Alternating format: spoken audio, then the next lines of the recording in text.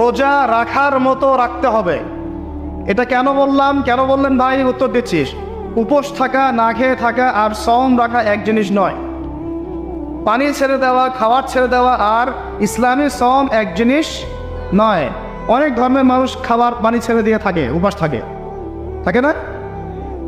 হাদিসের মধ্যে নবীজি বলেছেন যে যে ব্যক্তি রোজা রেখে অন্যায় কাজ ছাড়তে পারলো না, মানে আল্লাহর মাসিয়াত ছাড়তে পারলো না, এই যে কাবায়ের ফাওয়াহিশ এগুলো ছাড়তে পারলো না, অশ্লীলতা ছাড়তে পারলো না, মিথ্যা ছাড়তে পারলো না, বেহায়াপনা ছাড়তে পারলো না, তার না খেয়ে থাকায়, পানি না পান করায় আল্লাহর কিচ্ছু যায় আসে না।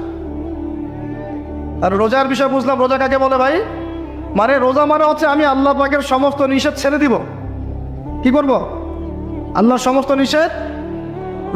রোজা থেকেছি, পানি খাচ্ছি না, খাবার খাচ্ছি না, কার ভয়ে? গোসল করার সময় এক ঢোক পানি খেলে কে দেখবে?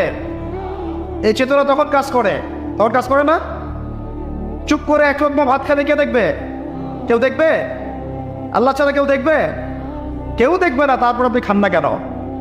আপনি খান না কেন? কারণ আপনি অনুভব করেন যে আল্লাহ পাক আমাকে দেখছেন।